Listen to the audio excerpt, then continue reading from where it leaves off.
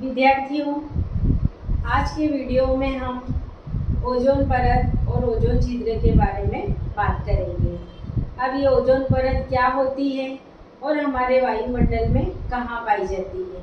हमारे वायुमंडल में भूमध्य रेखा से लगभग 17 किलोमीटर से 50 किलोमीटर के बीच में एक जोन पाया जाता है, एक क्षेत्र पाया जाता है। इस क्षेत्र को कहा जाता है समताप मंडल।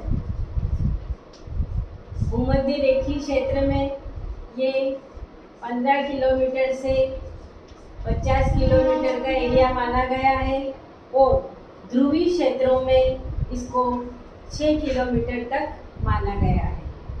अब ये जो पृथ्वी के ऊपर 15 से 50 किलोमीटर के बीच का एरिया है, जैसे ये हमारी पृथ्वी है, इस पृथ्वी के वायुमंडल में बाहर की तरफ ये एक गैसीय आवरण पाया जाता है। कहाँ पर? समताप मंडल में एक गैसीय आवरण पाया जाता है। इसको कहा जाता है ओजोन परत। अब ये ओजोन परत ओजोन O3 कहा जाता है ओजोन को। ये ऑक्सीजन प्लस नवजात ऑक्सीजन की आपस में क्रिया से बनता है। अब इस ओजोन परत की क्या विशेषता होती है कि जो सूर्य से जो किरणें आती है, ये सूर्य है हमारा, इस सूर्य से आने वाली पराबैंगनी किरणें, कौन सी? Ultraviolet rays. पराबैंगनी किरणों को ये ओजोन परत यहीं पर रोक लेती है और पृथ्वी के अंदर तक नहीं आने देती है। इस तरीके से पृथ्वी पर रहने वाले जीवों, पेड़ पौधों, प्राणियों की सुरक्षा हो जाती है पराबैंगनी विकिरण से। लेकिन मानव द्वारा अनेक भौतिक साधन, सुख सुविधाओं के साधन जुटाए गए, कई ऐसे क्रियाकलाप किए गए। इसके कारण लगातार CFC क्लोरोफ्लोरोकार्बन लिखेंगे हम, CFC क्लोरोफ्लोरोकार्बन,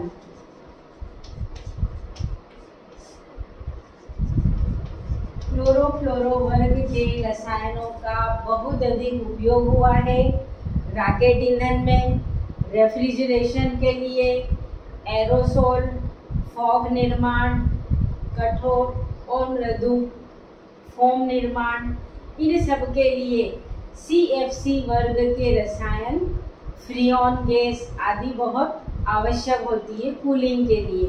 तो इसके कारण क्या हुआ? लगातार हमने नए साधन जुटाए, इसके कारण से इन CFC वर्ग के रसायनों का यूज़ बहुत बढ़ा। इसके कारण हमारे भारत में नहीं, दूसरे देशों में इस ओजोन परत की मोटाई क्या हो गई? लगातार प्रतिवर्ष कम होती जा रही है।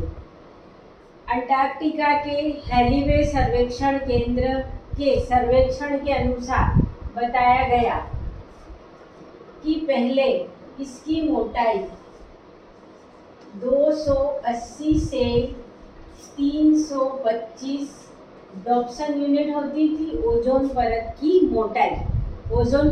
मोटाई को डॉप्सन यूनिट द्वारा नापा जाता है। लेकिन लगातार रेफ्रिजरेशन और कूलिंग या अन्य साधनों, क्रियाकलापों के कारण CFC का यूज़ बहुत अधिक हुआ और 1994 के सर्वेक्षण के आधार पर बताया गया कि ओजोन परत की जो मोटाई है वो हो गई है अब मात्र 94 डॉप्सन यूनिट। कहाँ इसकी मोटाई इतनी थी और कहाँ इसकी मोटाई 1994 के सर्वेक्षण के अनुसार मात्र 94 डॉप्सन यूनिट रह गई। तो ये बहुत बड़ा लॉस है कि ओजोन परत की मोटाई जो इतनी थी वो समय के साथ क्या होती जा रही है? कम होती जा रही है। इसके अलावा एक और बात करते हैं, इन CFC वर्ग के रसायनों के कारण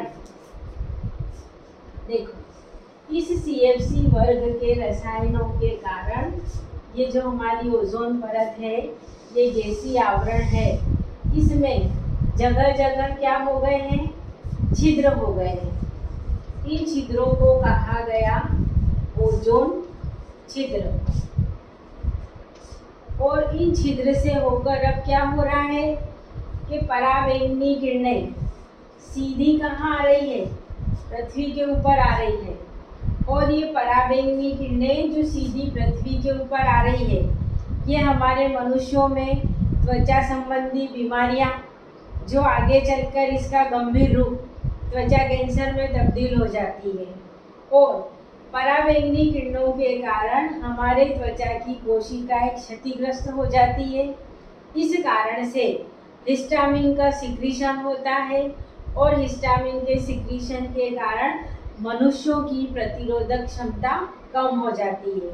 इसके कारण मनुष्य आसानी से कई सारी बीमारियों का शिकार हो जाता है। वनस्पतियों की बात करें, प्लांट्स की, तो उनकी पत्तियां गिर जाती हैं, वो वृद्धि नहीं कर पाते हैं, पुष्पन क्रिया फ्लोरिंग नहीं होती है, फ्रूटिंग नहीं होती है। इसके अलावा जो फाइटोप्लैंक्टन और ज़ूप्लैंक्टन होते हैं, पानी में रहने वाले जीव, पानी में रहने वाले छोटे छोटे शैवाल, यानी समुद्री जीव, जलीय जीव, पेड़ पौधे, पृथ्वी पर रहने वाले स्थलीय जीव, पेड़ पौधे, सभी को कुल मिलाकर इन पराबैंगनी किरणों के कारण नुकसान हो रहा है। तो ये जो ओजोन परत है, ये हमारी सुरक्षा के लिए थी, लेकिन हमने ही हमारे क्रियाकलापों से ऐसे काम किए कि इस ओजोन परत की मोटाई लगातार कम हो रही है। और अंटार्कटिका नामक स्थान पर इस ओजोन परत में छिद्र देखा गया है। कहाँ पर? अंटार्कटिका नामक स्थान पर ओजोन परत में छिद्र हो गया है।